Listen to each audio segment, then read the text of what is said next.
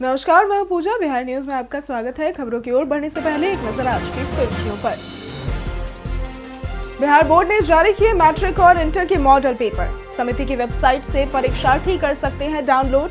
सैद्धांतिक परीक्षा की तैयारी में मिलेगी मदद। स्कूल और कॉलेजों के बाहर सादे लिबास में तैनात रहेगी महिला पुलिस। पिछले एक महीने में हेल्पलाइन पर मिली 1900 से ज्यादा शिकायतें।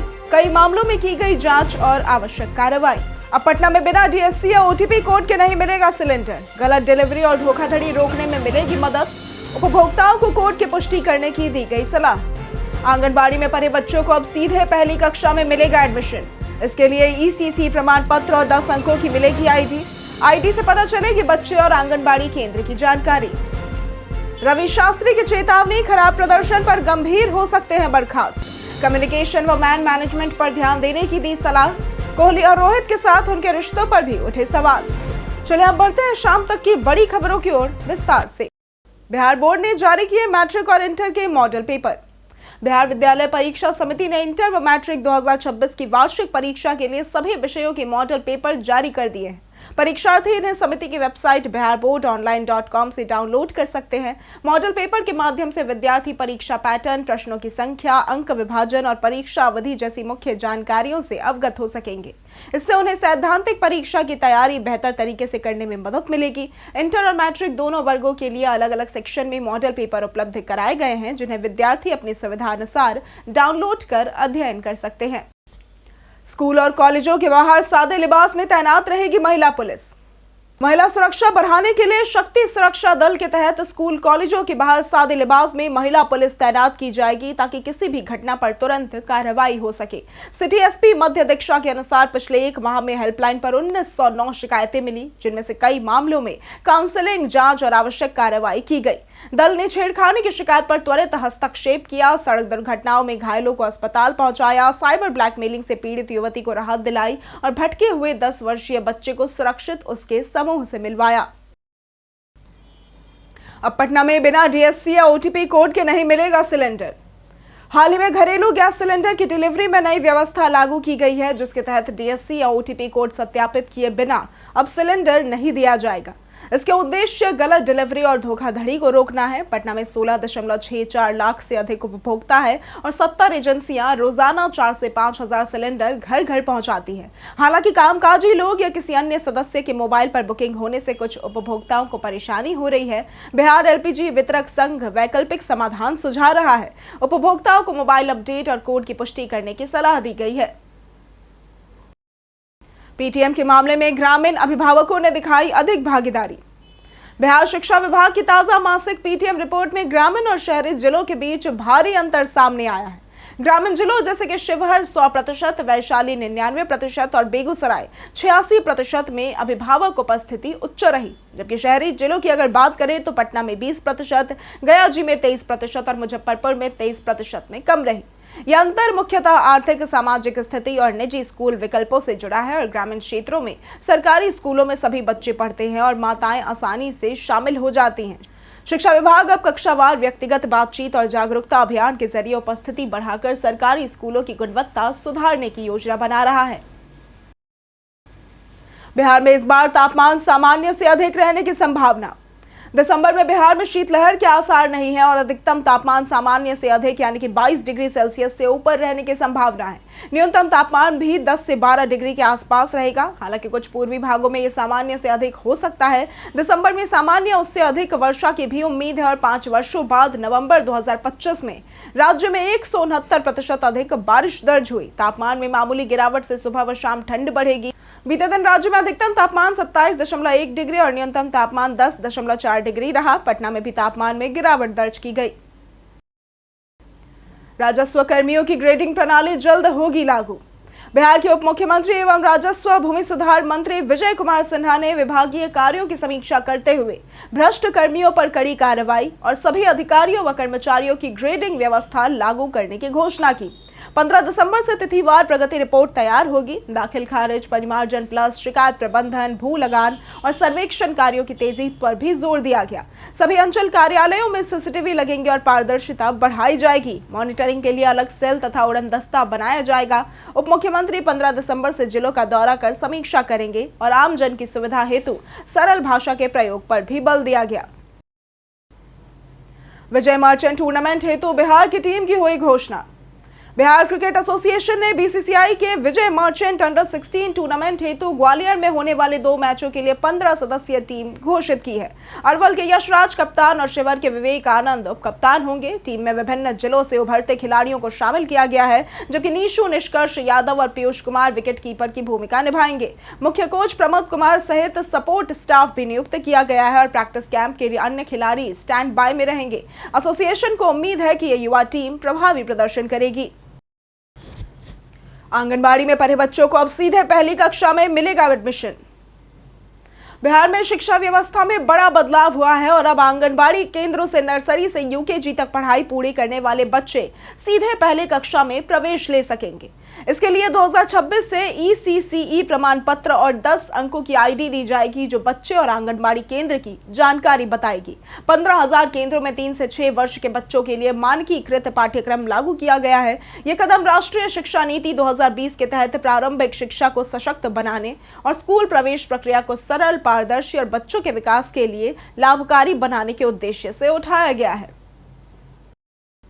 उद्योग मंत्री ने मांगी अब तक के सभी एमओयू की विस्तृत रिपोर्ट। बिहार में नई सरकार के साथ उद्योग गतिविधियां तेज हुई हैं। उद्योग मंत्री डॉक्टर दिलीप कुमार जायसवाल ने सभी पुराने और नए निवेश प्रस्तावों व एमओयू का विस्तृत ब्यौरा मांगा है तथा निवेशकों के आवेदनों में विलंब रोकने के लिए समयबद्ध प्रक्रिया सुनिश्चित करने के निर्देश दिए हैं। इस बैठक में 2016 की औद्योगिक नीति व अन्य सेक्टोरल नीतियों की समीक्षा हुई। 2020 के बाद शाहनवाज हुसैन के कार्यकाल में 39,000 करोड़, समीर महासेठ के समय 50,530 करोड़ और नीतीश मिश्रा के कार्यकाल में रिकॉर्ड 1.81 लाख करोड़ के एमओयू साइन हुए, जिससे राज्य में निवेश माहौल मजबूत हुआ। सीताकुंड धाम परिसर में खुदाई में मिला प्राचीन शिवलिंग। चंपारण के चकिया प्रखंड के बेदीवन मधुबन पंचायत में स्थित पौराणिक सीताकुंड धाम परिसर में खुदाई के दौरान एक प्राचीन शिवलिंग मिला है। पर्यटन विभाग के 13.10 करोड़ रुपए के विकास कार्य के तहत कैफेटेरिया निर्माण के दौरान ये शिवलिंग जेसीबी से निकलकर कुंड के पास सुरक्षित रखा गया।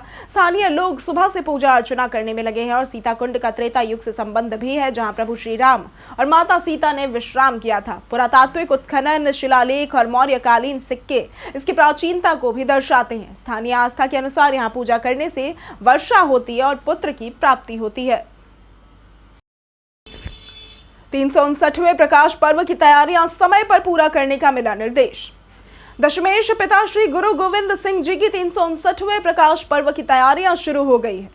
तख्त श्री हरमंदिर जी प्रबंधक कमेटी के अध्यक्ष जगजोत सिंह सोही और कनीय उपाध्यक्ष गुरविंदर सिंह ने बैठक कर लंगर, रिहाइश, सुरक्षा और यातायात प्रबंधों का समय पर पूरा करने के निर्देश जारी किए।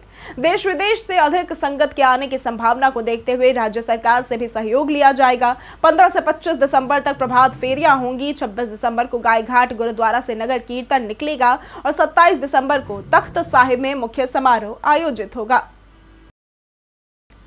4 लाख से ज्यादा दिव्यांगजनों ने सरकारी बसों में की निःशुल्क यात्रा। राज्य के सरकारी बसों में 2017 से 2023 तक कुल 4,96,000 से भी अधिक दिव्यांगजन, स्वतंत्रता सेनानी और जेपी सेनानियों ने मुफ्त यात्रा की। सिर्फ गया जी प्रमंडल में 4,82,200 दिव्यांगजन और 5,320 सेनानियों ने यात्रा की। समान नियम के तहत 50 किलोमीटर तक यात्रा मुफ्त है और इससे अधिक दूरी पर आधा किराया लिया जाता है। परिवहन मंत्री श्रवण कुमार ने कहा कि यह सुविधा सम्मान और सामाजिक संवेदना का प्रतीक है तथा सरकारी बसें निजी बसों की तुलना में सस्ता और सुविधाजनक विकल्प प्रदान करती हैं। कांग्रेस ने अनुपस्थित जिलाध्यक्षों को भेजा कारण बताओ नोटिस। कांग्रेस ने पटना के सदाकत आश्रम में विधानसभा चुनाव में हार की समीक्षा के लिए जिला अध्यक्षों की बैठक बुलाई थी, लेकिन 15 जिला अध्यक्ष शामिल नहीं हुए, जिनसे पार्टी ने कारण बताओ नोटिस जारी किया।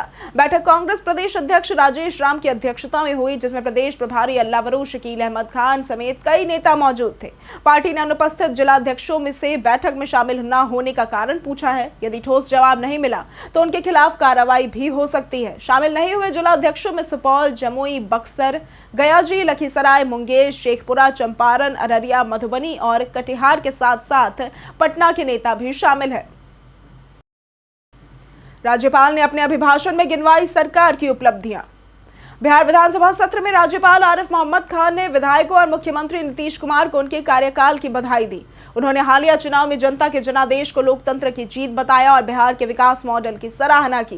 राज्यपाल ने शिक्षा में 27 नए मेडिकल कॉलेजों और हर जिले में इंजीनियरिंग पढ़ाई उपलब्ध कराने, इंफ्रास्ट्रक्चर में सड़क, रेल, पुल और बाईपास निर्माण की तेजी और सामाजिक न्याय पर सरकार के प्रयासों का उल्लेख किया।